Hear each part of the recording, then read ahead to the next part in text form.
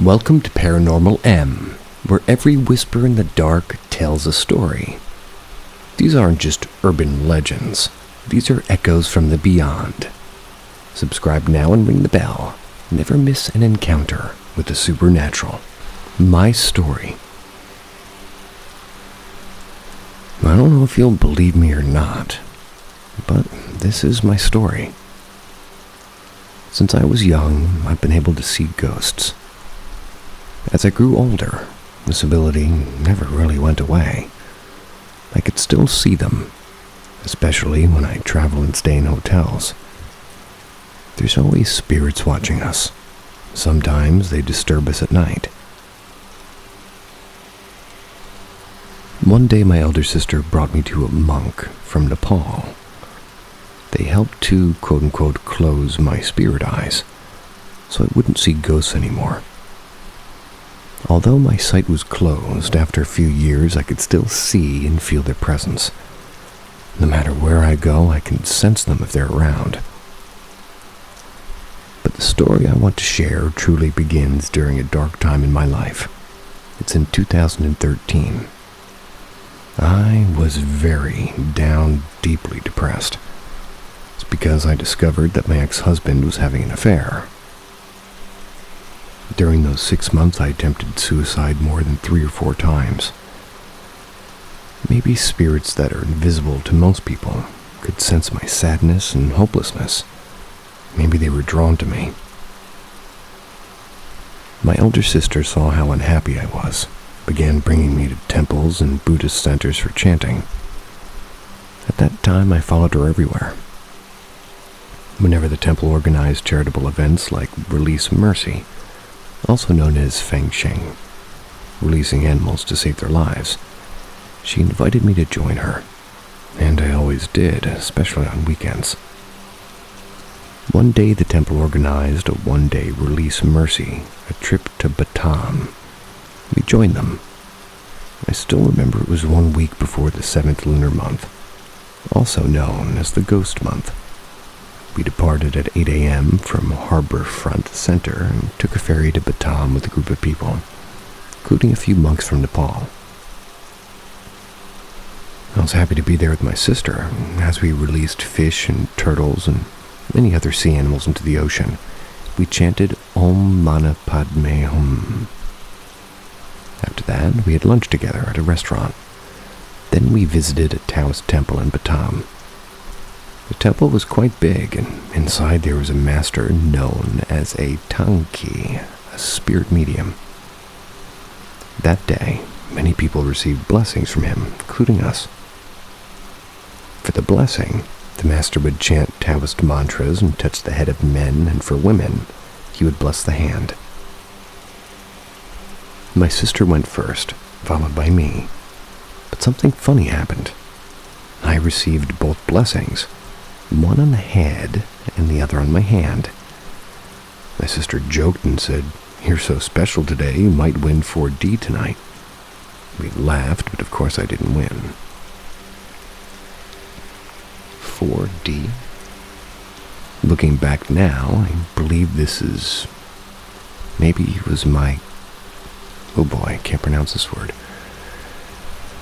This master was my Gueren, or a noble person who appeared in my life to help me. I think he saw something in me that day, and in a way, I believe he truly saved my life. After I came back from Batam, life went on as usual. I was busy with work and taking care of my children. One weekend when I had a day off, I spent it with my kids. That day happened to be the first day of the Hungry Ghost Month, the 7th lunar year. I woke up around 7 a.m., went to the toilet for a while, then went back to sleep. That's when I had a dream. This dream had no color at all. Everything was in black and white, except for the people walking beside me. They were all dressed in the same milk-white clothes. I saw myself walking with them on a long wooden bridge. I asked one of them, "Where are you going?" And she answered, "We're going to do Feng Sheng, releasing mercy." I noticed they were carrying white plastic bags and inside were fish. I believed them and I continued walking alongside them. As we walked, I saw many naked men and women floating in the sea, and when I looked up, there were no clouds, no sun, no moon. Just the bridge, the sea, and some stones. Everything was still and in black and white. After a while, I asked again, why haven't we reached it yet? This bridge is so long and I can't see the end. The woman suddenly scolded me.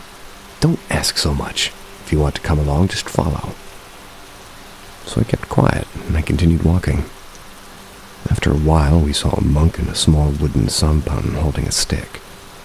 All of us stopped and called out to him. What are you doing here? The monk replied, no need to worry, I can come up. But suddenly, his stick fell into the water. Everybody shouted. The monk calmly said again, it's okay, I can handle the situation.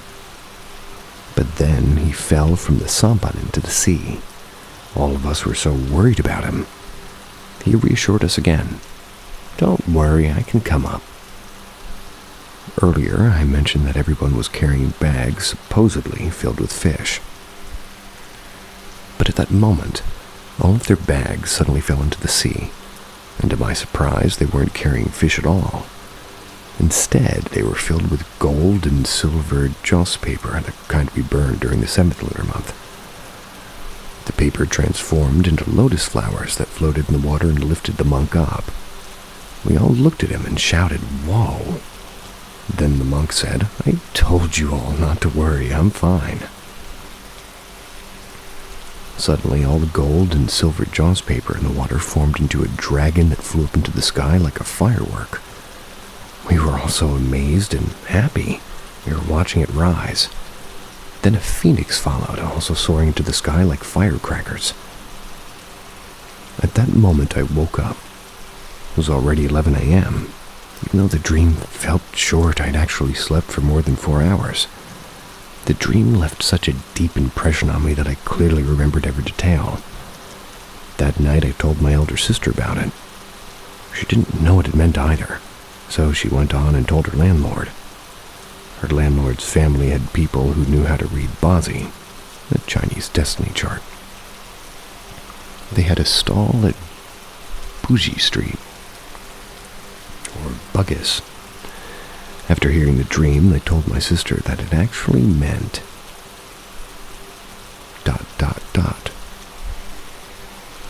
Yesterday, the story continued when my sister's landlord told her about the meaning of my dream. I had shared the dream with my sister and asked her what 4D number I should try to buy based on it. She said she wasn't sure what the dream meant, so she told her landlord about it instead. The landlord told her that my dream meant I had gone to the underworld. That night after my sister told me this, I got goosebumps all over my body. I kept saying, please don't scare me. She replied, of course not, it's true. The bridge I saw in my dream was the Nahi Bridge, and this bridge is a significant part of the Chinese underworld, the Diyu, and the cycle of reincarnation. Before crossing it, souls are said to drink a soup made of Mengpo, the goddess of forgetfulness, which erases all memories of their past lives. In my dream, the bridge seemed endless. Couldn't see where it ended. Then my sister said I was lucky because a monk saved me. He brought me back to the real world. If not for him, maybe I wouldn't have woken up that morning. And when I heard that, I felt truly frightened and worried. That's why we must always stay positive and never think about committing suicide, because if we do, the unseen spirits around us will sense it. When your luck is low or you're going through unhappiness, they might take the opportunity to pull you into their world. Once you go there, you might never be able to return. But then I remembered something. A week before the dream, I'd visited the temple at Batam. The Tongki master there already seemed to know something was going to happen. And as people say, Tianji Bu Ke Zia Lu, meaning heavenly secrets must not be revealed. So he placed a blessing on my head and hands, hoping somebody would come to rescue me. He was truly my Guirin, a noble person who helps in time of need once again. If anybody knows the location of this temple in Batam, please let me know. I really wish to go back and thank him. It's already been more than 10 years since this happened. My life has changed a whole lot since then. Even went through a divorce. Now I can sense certain things and understand a lot about Chinese astrology. Once I learn something, I understand it naturally. And by the way, I believe the monk who saved me was actually Di Zheng Wang, which is...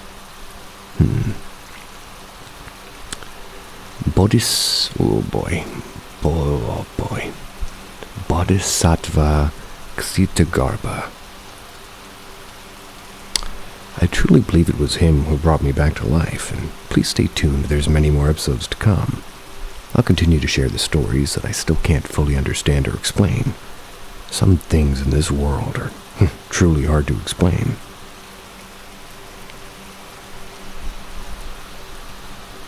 Continuing on.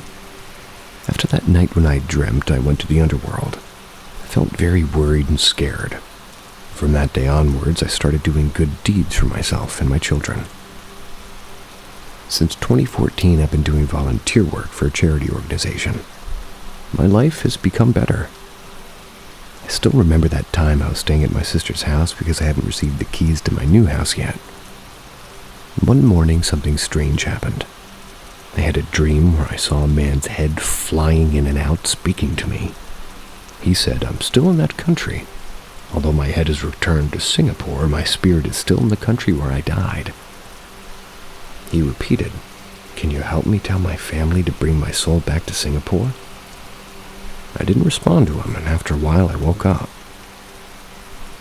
It was already 10 a.m. Didn't want to say who this person is because he passed away many years ago.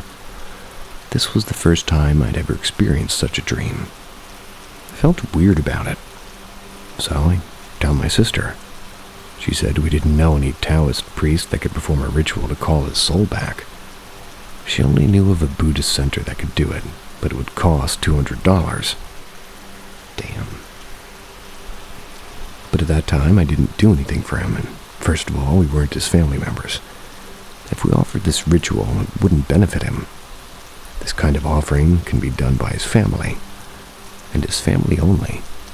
But I couldn't just suddenly appear in front of his family and tell them that their son came to me in a dream asking for this ritual. They would think I was crazy and probably wouldn't believe me. So I shared the dream with one of my friends. She knows that I've been able to see spirits since I was young, so she believed me. She advised me to ignore it because nobody else would believe it, but she said, if he comes to you 2 or 3 more times, then you can consider finding his family. I took her advice. I decided to wait. But after that, he never came back to find me again. That was the only time I had that dream. And this was my first experience with something like this. After that morning when I dreamed about the man asking for an offering ritual, I started being able to contact spirits or souls. It's really hard to explain my situation. Most of my friends don't believe me and think I'm crazy, but there are a few who do believe me. My second experience of contacting a spirit wasn't in a dream. Strangely, I could hear them talking to me.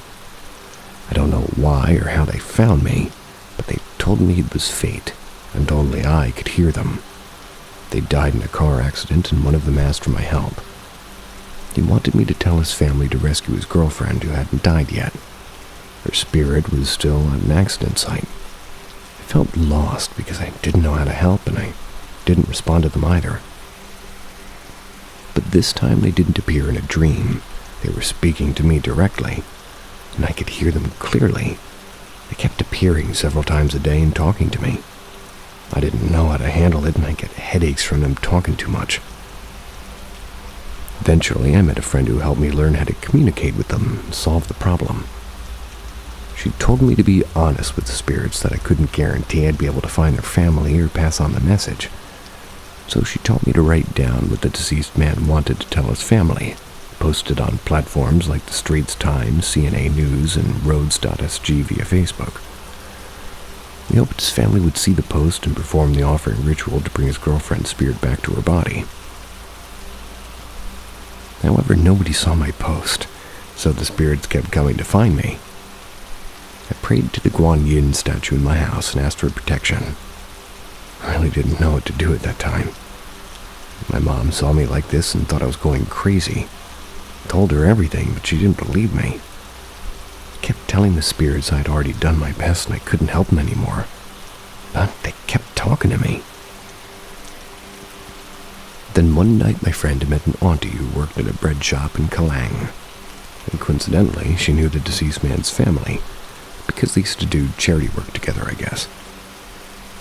My friend told the auntie about the spirit's request. And strangely, after that night, the spirit stopped coming. A week later, I read the newspaper that the girlfriend had woken up from her coma in the ICU. I was shocked. I was also really happy that she was safe and had woken up. I'm not sure if I actually helped them or not, or if maybe it was just a coincidence. Since then, I haven't seen or heard of those spirits again.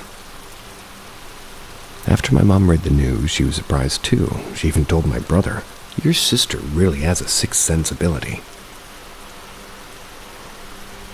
Besides the car accident case, the spirit wanted me to help with, another case happened again. And this time, the spirit is a child.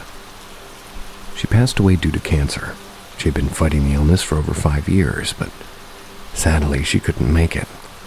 She passed at around the age of 7, I believe. Her parents separated after her passing. She was very sad and came to find me. I understand why, because I know her and her family. She asked me to tell her mother that she is now much happier after passing. That's because the sickness caused her so much suffering for years. Now she is like an angel in heaven, and she said, "You see me, I can walk and dance in heaven. I'm very happy now, too." Hearing that made me feel so glad. She also asked me to tell her mom to live happily and continue living a wonderful life, not to be sad because of her, and she's happier now, and she wants her mom to know that. At first, it was difficult to find her mother. After her child passed away, she went to China. But finally, we managed to find her on WeChat. My friend helped me send her a message, and we told her what her daughter wanted to say. Eventually, she replied, saying thank you and that she would continue to stay happy and healthy.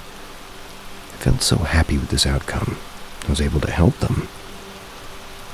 This is another story of my experience in connecting with spirits. A few months have passed since the kid's story, but I still remember the fourth encounter in my story. The one where I met another spirit in Ipoh, Malaysia. I went back to my hometown to attend my friend's sister's wedding, and I brought my niece along. Everything was fine at first, nothing unusual happened until we passed by a certain building that's been known for its ghost story for about 40 years. The story goes that a pregnant woman died in a tragic accident there. She was hit by a bus while walking on the pedestrian path, and the impact was so strong it pushed her into one of the shop houses. She died in the spot, and before she died, she cursed the place, saying that she would haunt it forever. Since then, the shop's been infamous for being haunted.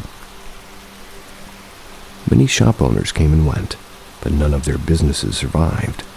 Eventually, the place was left abandoned. People believe it is because of her curse. In 2010, one of the shop owners invited a Taoist priest to deal with the spirit. And according to what they said, she requested that the shop be renovated into 3 levels, and originally it had only been 2. The 3rd level was meant for her and her unborn son to stay. She also asked for a specific ancient Chinese item, one used for slowly rolling and pushing out gold, which symbolically might have meant prosperity or peace. Additionally, she requested continuous chanting of sutras 24 hours a day. The owner fulfilled all of her requests, hoping she wouldn't interfere with the business anymore. At first, it seemed to work. My sister said the shop's business wasn't too badly affected. But in 2014 or 15, another tragedy occurred. Opposite the haunted shop, there was a piano shop. The owner, who had a young son, One rainy afternoon, the boys suddenly fell into a drain near the haunted shop, and strangely, no one saw how he fell. The drain wasn't very big or deep, yet he still drowned. After the rain stopped, they found his body not far from the shop. People said the ghost's child wanted someone to play with him, so the spirit caused the tragedy to happen. After that, the haunted shop changed owners again, but no one could run a successful business there. Eventually, it was abandoned again, and no one dared to rent it after the mysterious incident. When I heard the story, I felt uneasy, but nothing happened to me until I returned to Singapore. After I got back, the piano shop owner's son's spirit came to find me.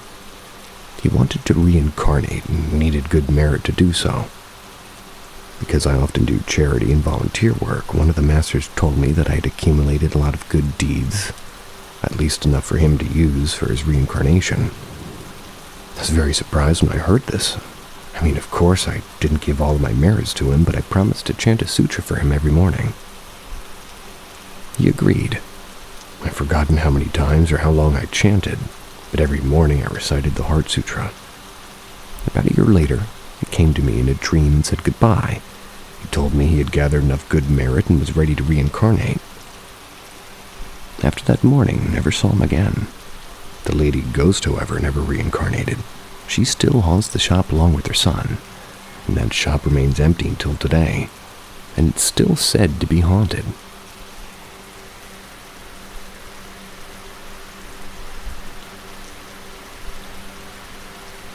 One moment, please.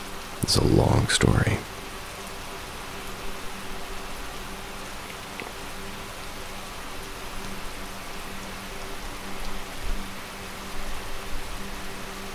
And now I've lost my spot.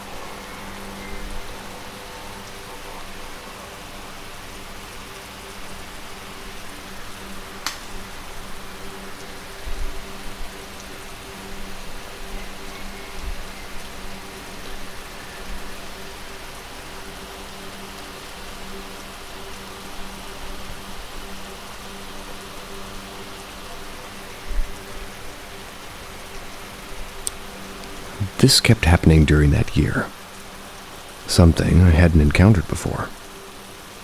But after a few cases happened, I gradually got used to it when they came and approached me. Maybe it's fate that they would find me. If I couldn't help, I would tell them honestly that I really couldn't and ask them to find another master. That year, it became very difficult for me to fall asleep at night. I would stay awake until 2:30 or 3 a.m., almost always at that time. Like something strange would happen.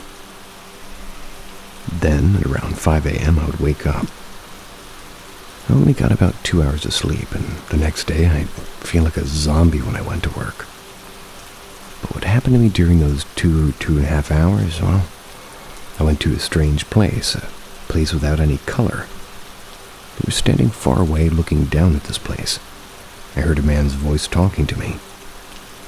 He told me that this place was the underworld, the DU. It's where people queuing and talking to a man who was sitting high up. I couldn't see him clearly, but I believe he was King Yan Wang. After speaking with him, I saw two men pulling the spirits away. They were Oxhead and Horseface. The voice explained to me that if a person had done many bad things, they'd be sent to the left side. And I don't understood really what that meant, and on the right side was another place. If a spirit had died with a broken head, hand, or leg, or if they died from an illness, they'd be sent to the underworld physician to fix them to recover their injuries or sickness. He said some of them couldn't recover immediately on the spot and would need about 3 days to heal. Then I woke up and it was already 5 a.m. Wow, I'd been there for 2.5 hours. But the story didn't feel long at all.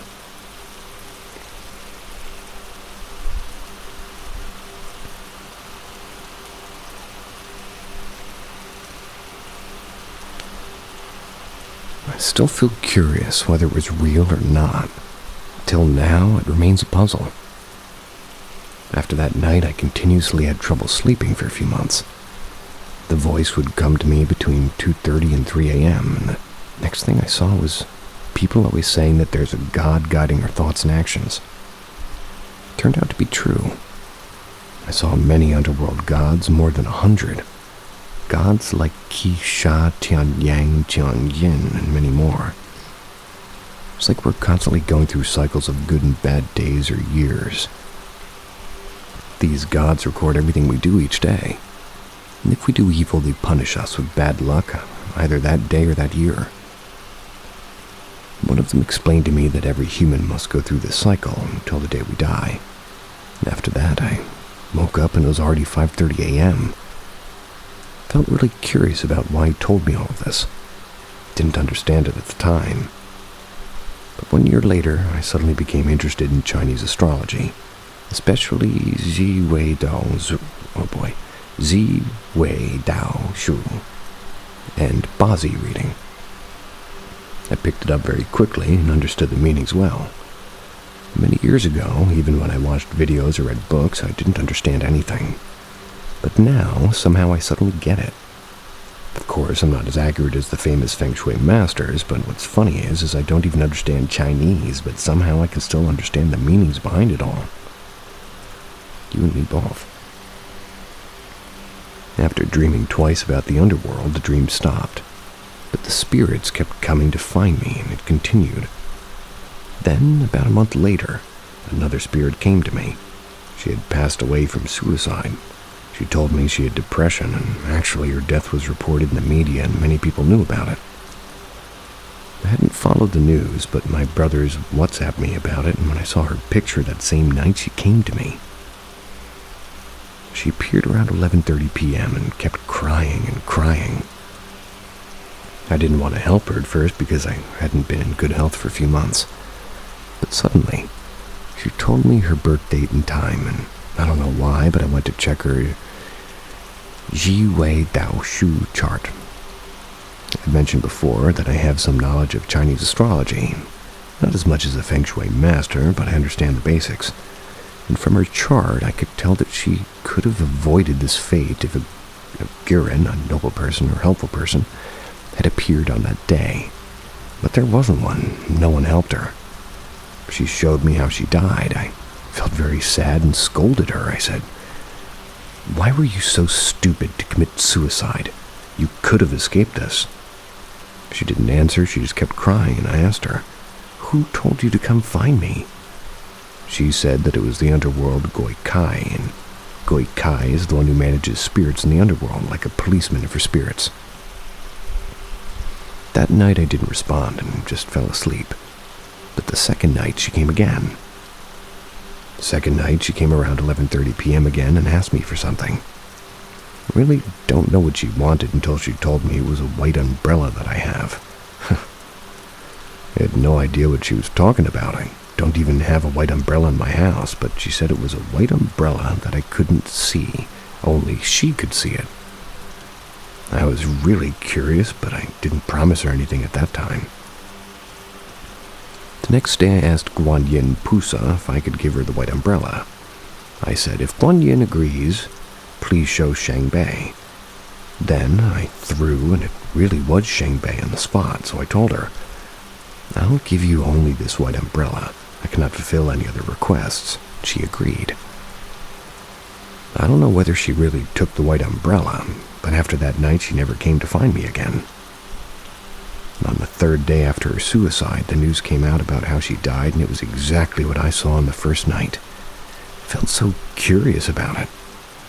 A week later I dreamt of her, and she thanked me because she had taken the white umbrella and reached heaven. She's not a god or anything, she's an angel. She told me she's very happy now, playing piano and singing songs for the children in heaven. Well, sometimes I'm really happy that I can help spirits, but sometimes I don't even know if it's real or not. It's still a puzzle in my mind, even now.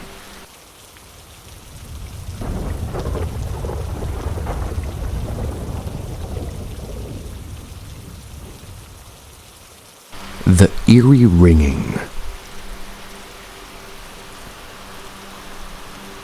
About 2.5 years ago, I lived in a large building with about 8 floors. I lived on the 4th floor. During the time I lived in this building, our doorbell would often ring in the middle of the night. Once at 12 p.m., then at 2 a.m., and sometimes at 3 or 4. We had a doorbell that we could talk to the person who rang the doorbell, but every time the doorbell rang, there was no one there. The strange thing was after that, in about 5 minutes, the gong sounded again. We spoke into the receiver again, but no one could be heard. Sometimes the doorbell rang again after an hour. We called the police several times, but each time they came, no one was there. So one day we decided to move to another apartment and actually moved into a ground floor one. After 10 days of living there, the doorbell rang again at 4 a.m. And again, no one was there. Called the police again, but this time no one was there at all, and the incident repeated itself again and again. And each time we called the police, but they couldn't find anyone. The doorbell rang once, and when we picked up the phone, we heard very loud and eerie breathing. At this point, my husband couldn't take it anymore and opened the door. There was no one outside, and at the same time, we called the police, but again, no one was there. These things kept happening, and I could never find an explanation for them. I wondered what was behind all these strange events, but it was something supernatural, or maybe a strange series of coincidences. I also forgot to mention that when we talked about these incidents, no one would believe us. People thought we were crazy or thought we were making it all up. But then one night, one of my husband's friends came to visit. It was maybe 12 o'clock at night when we were watching a football game. At that moment, the doorbell rang. We went out, but as usual, no one was there. Half an hour later, the doorbell rang again, and again no one was there. My husband's friend was so shocked that he said, "I couldn't believe it, but now I'm just as shocked by what I saw." Still don't know what really happened in those strange moments. Were they supernatural phenomena or just strange coincidences? The more I try to explain what happened, the more questions arise and the more confusion comes. Will this inexplicable event happen again, and will I ever be able to find out the truth? I have no answers, only questions and the uncertainty remaining.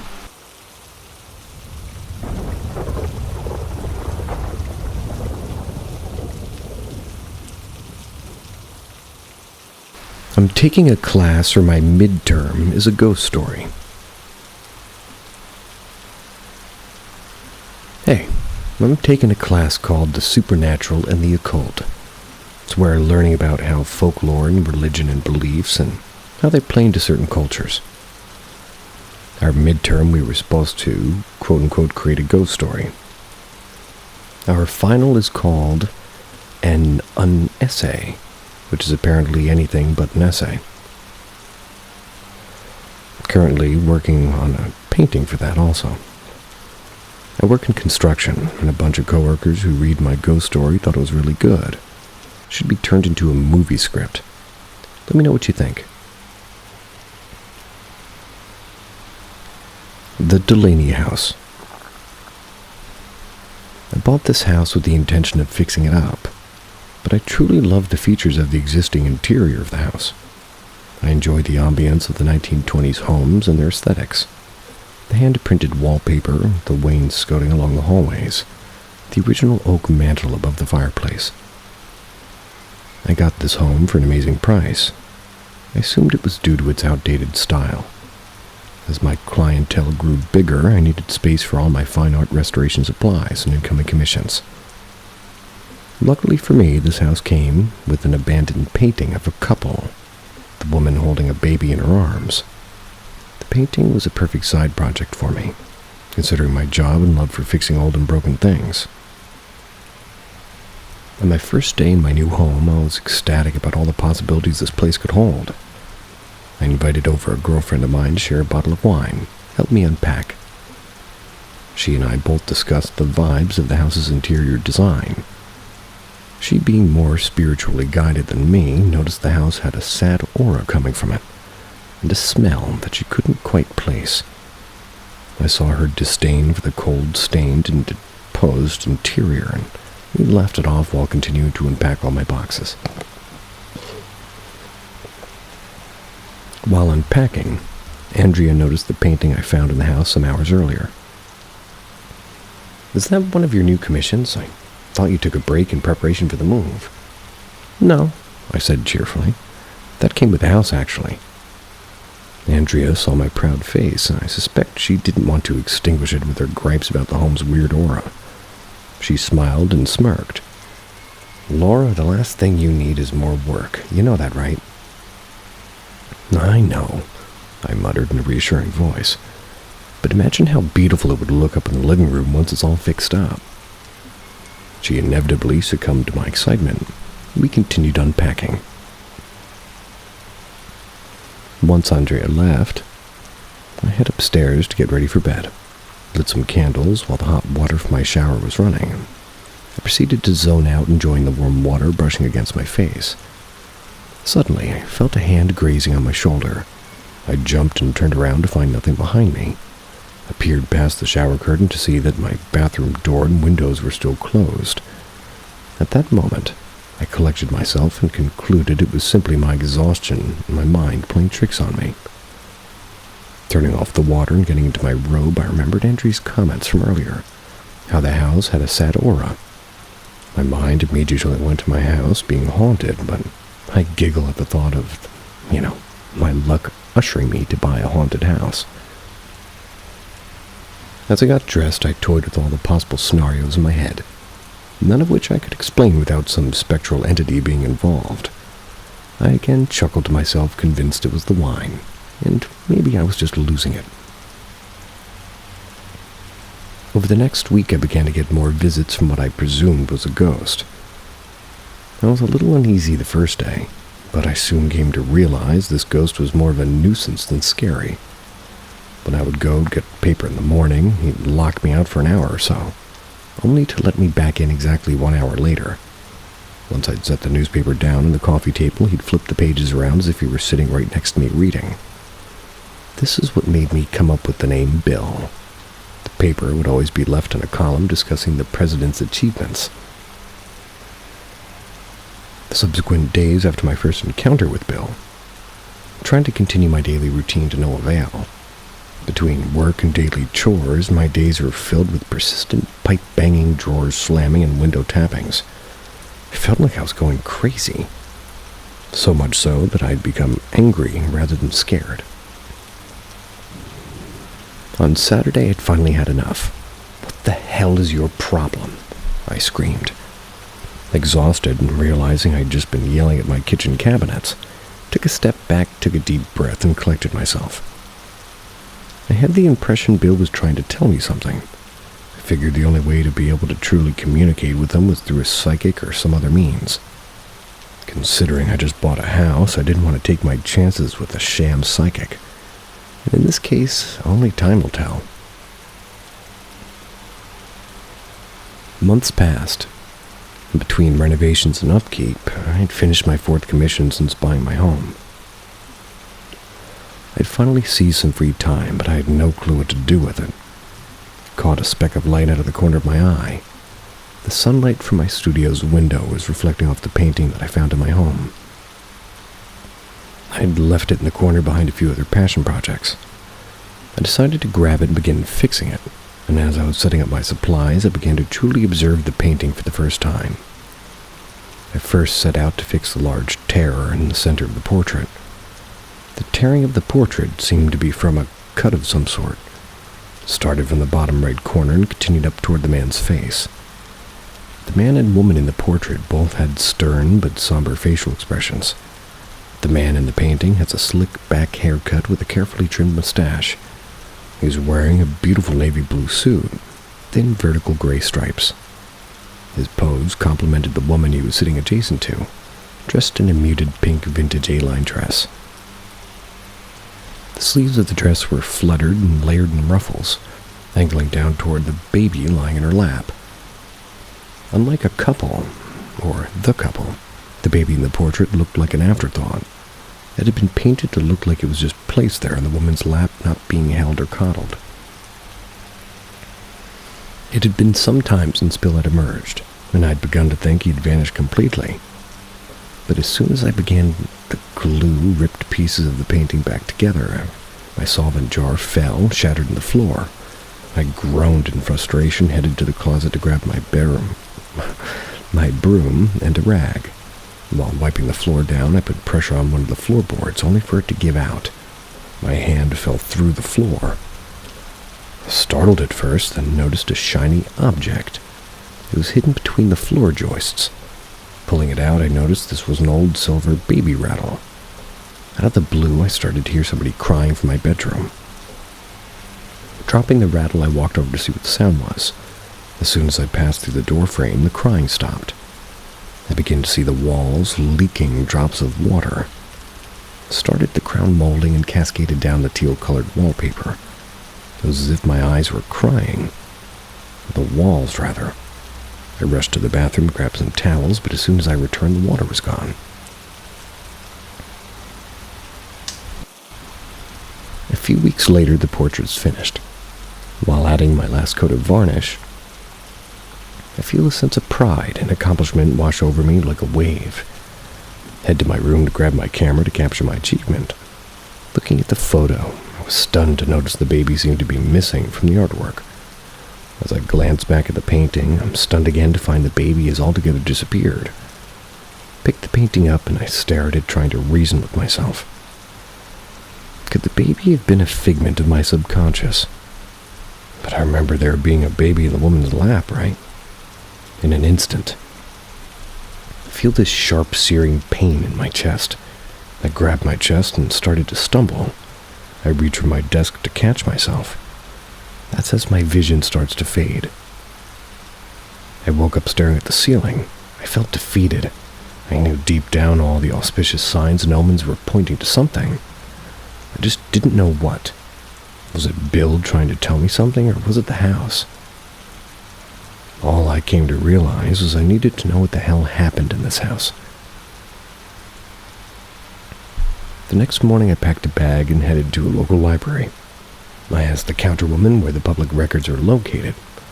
She sent me to the back of the library.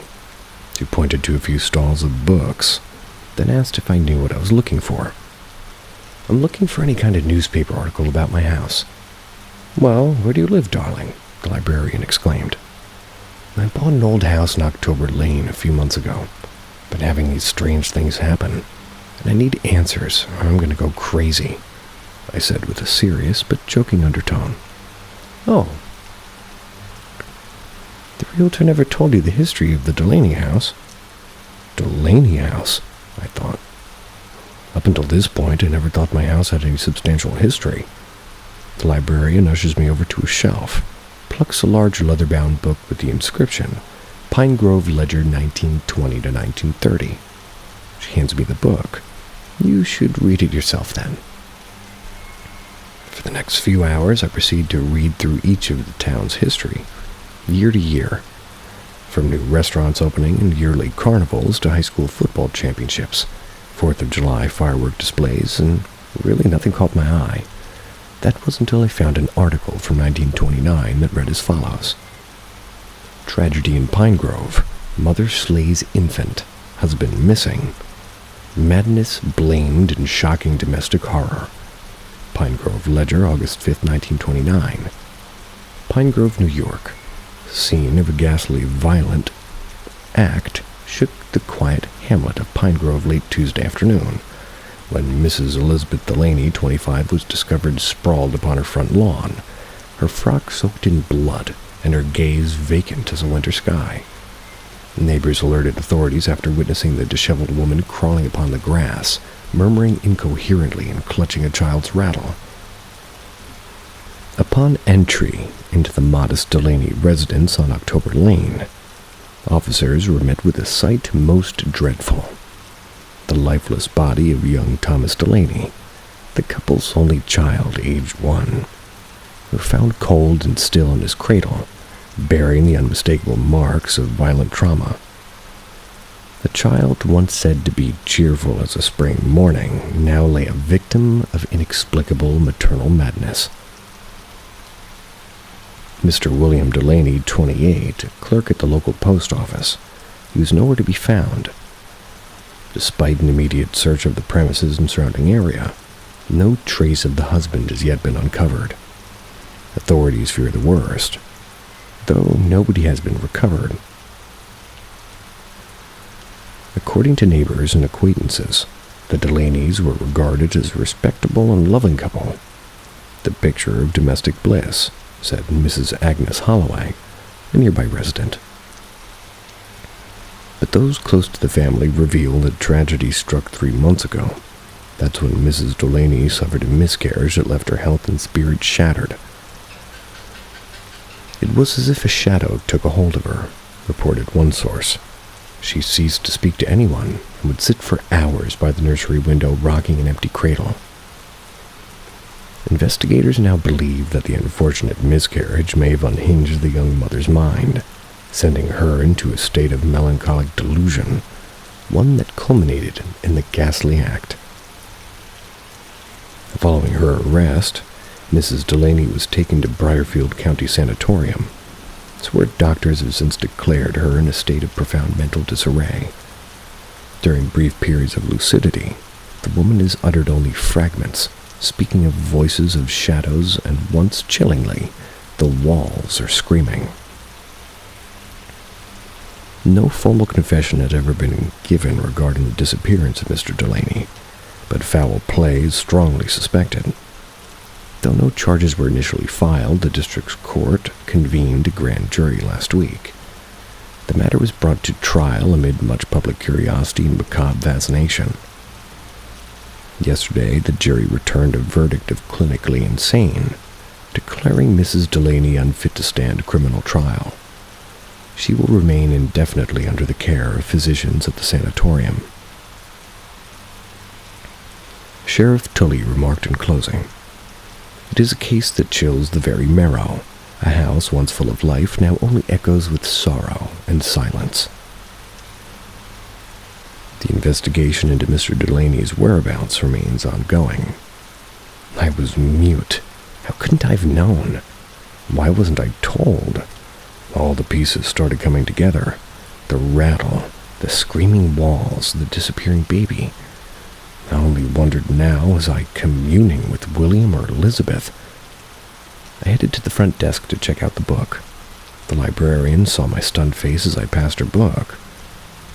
She asked if I was all right, and I told her I wish somebody had told me what had happened. "Knowledge is power," she exclaimed, "but it's also a curse." My mother knew Mrs. Delaney back in the day. They were friends. She always beat herself up for not being able to see the signs or say something before it was too late. Between my racing thoughts and urge to get home, I asked, "Did you ever find Mr. Delaney? Or did they?" "Oh, heavens, no," she said. "If you ask me, though, I always thought he ran off with another woman." She weirdly smiled and handed me back my book. While walking away, I wondered how it would be possible for somebody to just vanish into thin air. The drive home felt somber and uncomfortable. I had a gut feeling that Bill or whoever they were trying to tell me something. I just couldn't piece it together until now. I parked and headed up the sidewalk when I noticed a light shining through the upstairs window. I didn't remember leaving a light on. The more I stared at the window, the more I noticed it was off-putting. The window to the left was my bedroom window. The window to the right, well, that was the bathroom window, but I don't remember this window. Thinking my mind was playing tricks on me again, I ran inside, headed up the stairs. I sprinted to my bathroom and looked out the window, and sure enough, there was an unfamiliar window to the right of the bathroom. The more I looked around my bathroom and bedroom, the more I observed there to be a missing space, almost as if there was an extra room between the two. Went out into the hallway and instinctually started peeling at the wallpaper. The plaster behind it seemed to be a different color than the rest of the house, almost lighter. Grabbed a hammer from my studio, started hacking at the wall. Piece by piece, bit by bit, the wall started to come down, and behind it I found a door. Once the door was fully uncovered, I ceased my manic exhaustion, and taking a deep breath, I opened the door. The room was covered in a motif of vines and flowers, all different shades of pink, and to the right of the door was an empty cradle covered in decades of dust and mold. But to the left, slumped in the corner, was a man. He wore a stunning navy blue suit with vertical gray stripes. His hair and body were worn away, and a hole was left in the breast of his suit. And in his lap, draped around his hands, was a garnet-speckled blanket with the embroidered letters TD. I'm standing on the sidewalk staring at my front door. The officer next to me is saying something, but I can't hear him. I watch as the coroners carefully wheel the stretcher down the porch steps and into their van. Part of me's relieved. The other part of me wishes this closure could have come to the family, or whomever's left to remember. Just as I turned to thank the officer, I felt a chill breeze brush past the nape of my neck and through my hair. As the van pulled out of the driveway, I watched as the light in my mysterious window slowly flickered away.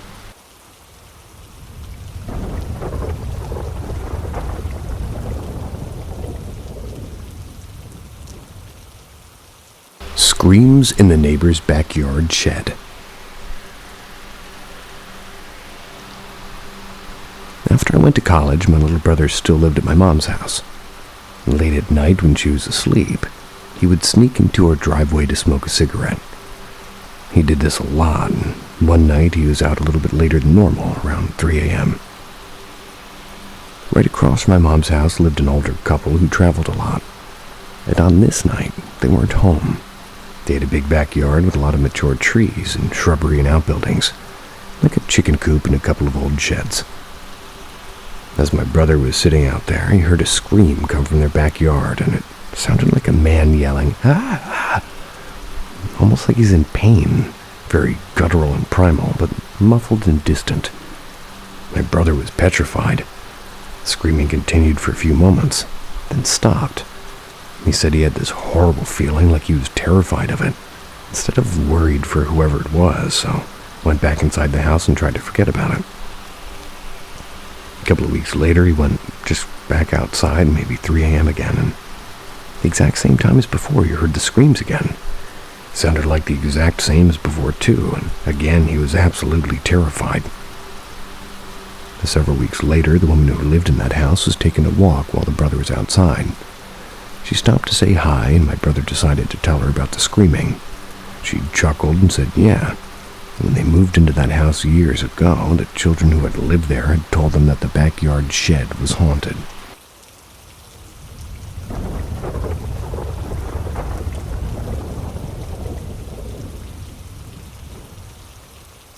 I'm actually traumatized by this.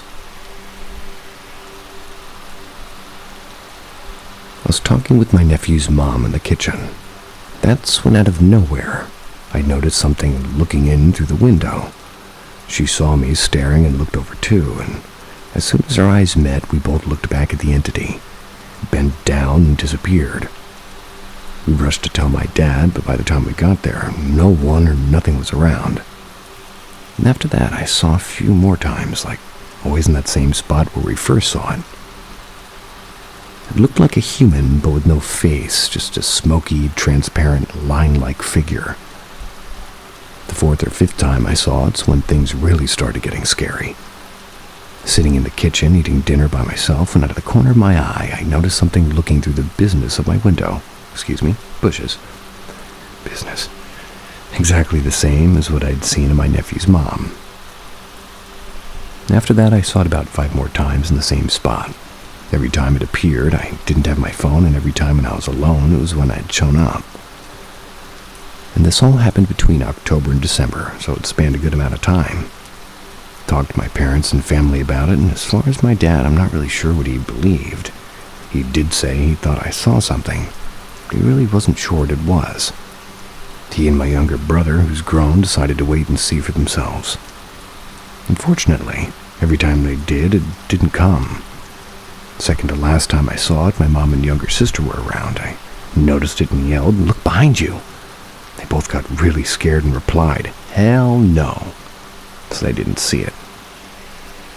After that experience in November, I maybe almost went 3 weeks without seeing it. Then the final time I saw it was actually on my sister's birthday. My younger sister and I were in the kitchen, sitting in my usual spot when I spotted the creepy figure in the bush again, but this time it stood up about 7 feet tall, started walking this time. Still looked smoky and transparent, but it had hair and eyes of a skeleton and a nose shape with no actual face or body. Yelling at my sister to look, she said no and started running away, and I followed, but I was also screaming because what the fuck? Ran into my parents' room, never called my mom mommy or mama, and didn't even realize I screamed mommy until she had told me afterwards. I was shaking so bad.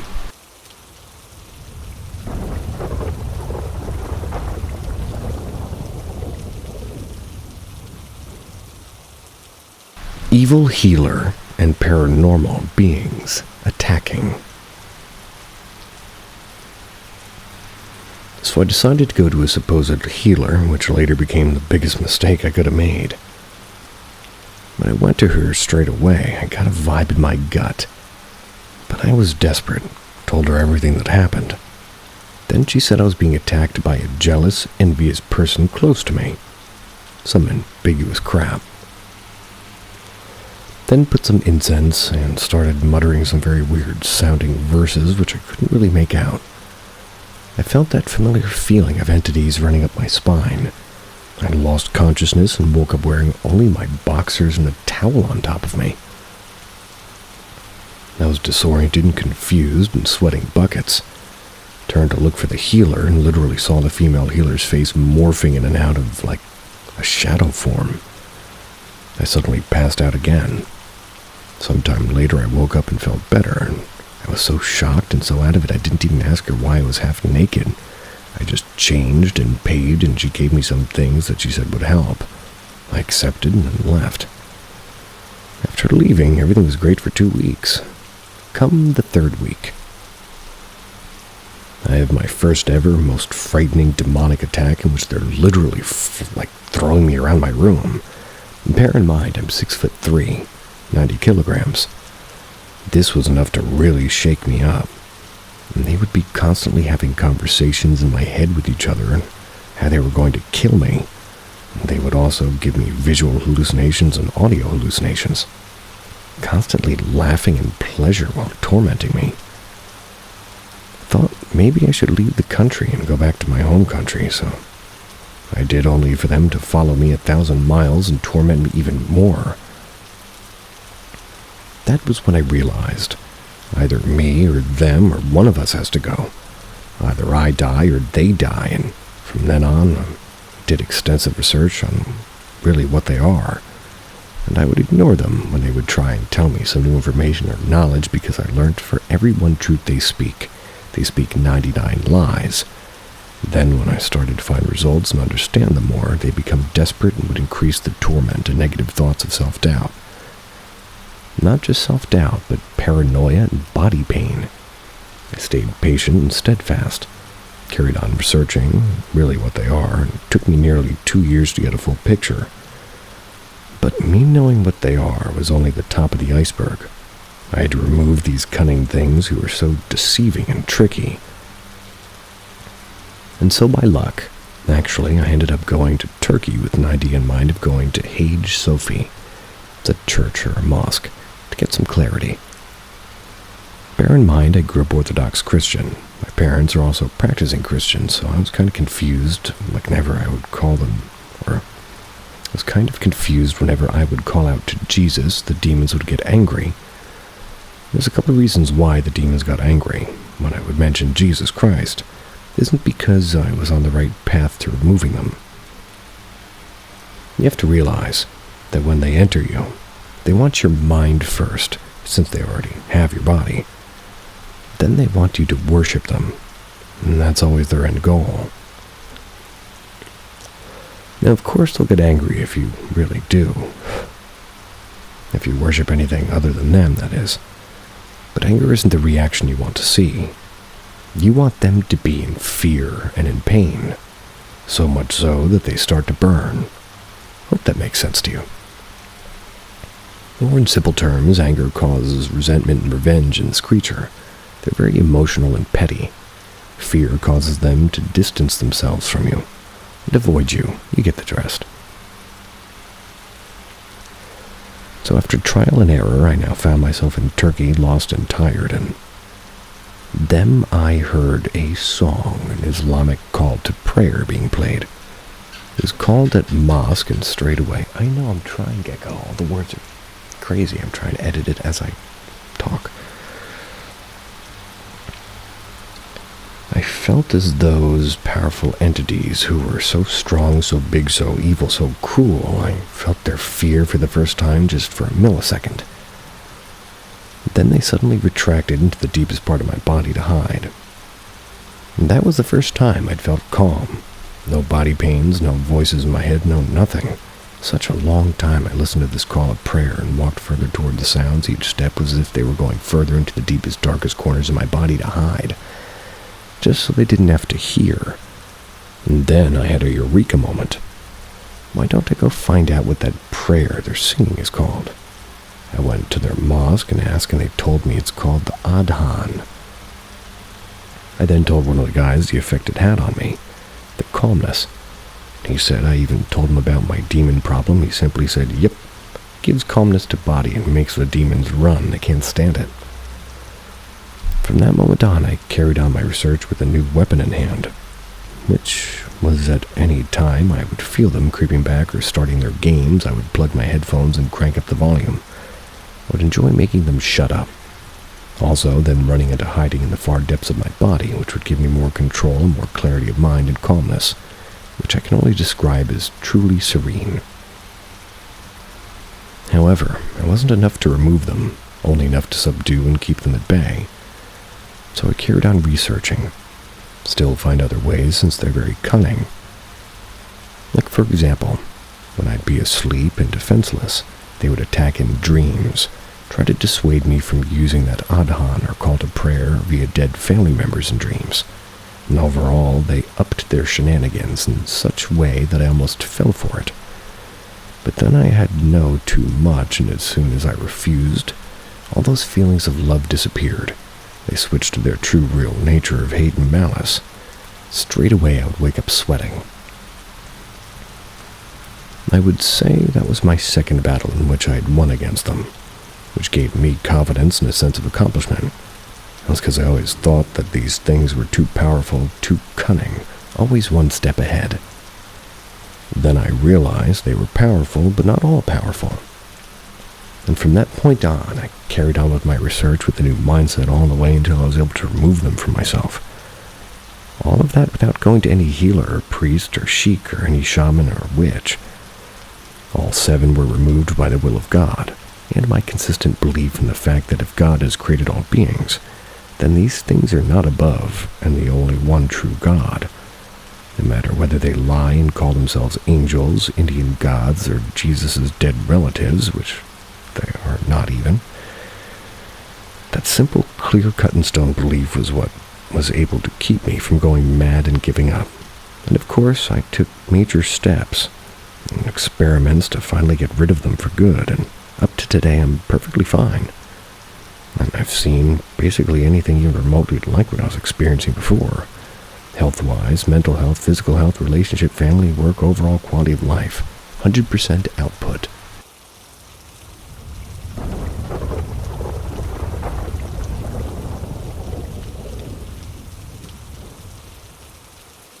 When my mother was pregnant with my youngest sister. I've had many encounters in my 30-plus years, along with my parents and other family members. The craziest encounter, if you want to call it that, was when I was 10. I don't necessarily think of it as somebody who was deceased, but that'll make more sense after reading this. This was in the year 2000, as while my mother was pregnant with my youngest sister. During the majority of her first and second trimester, there were many unexplainable activities happening. I was 10, my brother was 9, and my other little sister was 6. Experiencing these things was legit scary as a child, but it happened all the time. You sort of get used to it. I had a Barbie doll Britney Spears stage. There was multiple yellow buttons along the front and top of it. Each button played a different Britney song. My brother had one of those remote RC cars, but the remote didn't have any batteries in it. We had a computer with a big old monitor on the desk, but of the tower was on the floor next to the desk. My Barbie stage would constantly go off on its own, playing different songs at random times. It would light up during playing these songs. At first, we thought it was just malfunctioning, but after a while, the order of songs always being random and the time of day or night would happen was always different. There was no rhyme or reason. The RC car would slowly move down the hallway. It wasn't fast, it would just move a foot or so, then stop for a second, start moving again, and then stop, and this would happen at random times. Again, the remote didn't have batteries in it, so it baffled my entire family.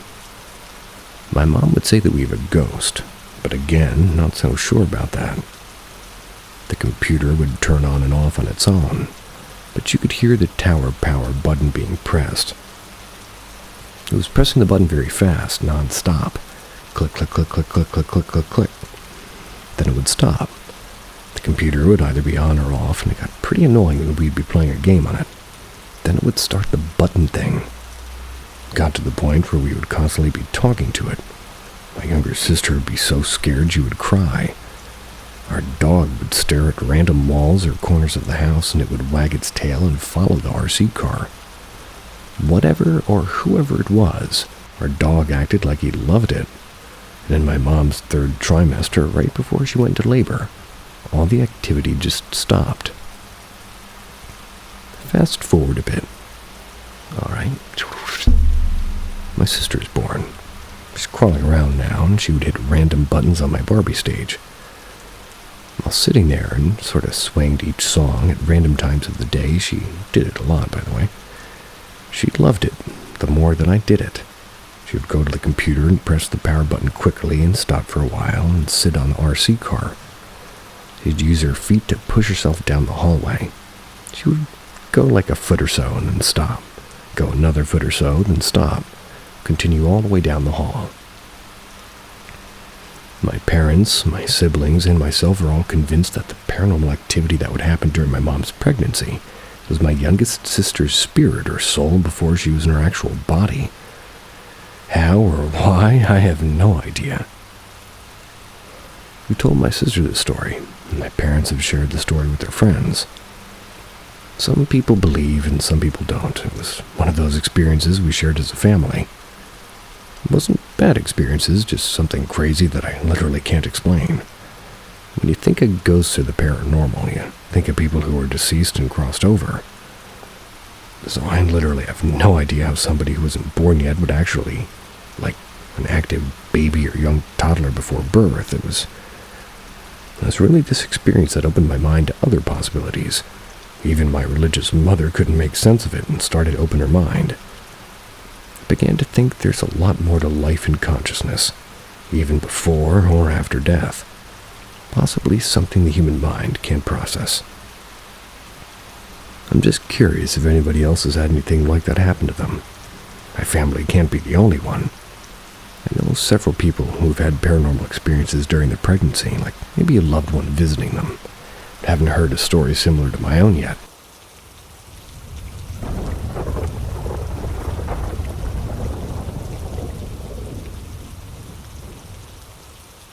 The curtain. The incident. This happened on a B777. It was on a long haul many years back. I was a cabin crew. I just finished my crew rest on a late night flight. I was heading back to work. I was the last one to leave the crew bunk, and everybody else had already gone ahead. The bunk area was eerily silent, and the hum of the plane was the only sound that filled the air. I looked around, and all the other bunks were empty, their curtains drawn open, leaving the space feeling unusually still. I climbed the steep and narrow staircase toward the cabin. The stairs is designed in such a way that my back have to be facing the bunks when climbing out. Suddenly, I heard it, the unmistakable sound of curtains being drawn. It was loud enough to break the eerie silence. It immediately caught my attention, and I froze. What made it so strange? I was completely alone in the crew bunk, and there was only one way in or out, and I was standing on it. The sound of the curtains being drawn was inexplicable, especially since I was the only person left. I did not dare to look back. My heart racing, I continued my way back to the cabin. So, was it just a coincidence? Or something else at play? I'll never forget the feeling of standing there in the eerie quiet listening to that sound. Till today, my hair still stand on its end, thinking of that instant. And I hope you've enjoyed your time on this earth until today, and continuing on thereafter. And I hope, most of all, that you have sweet dreams. See ya.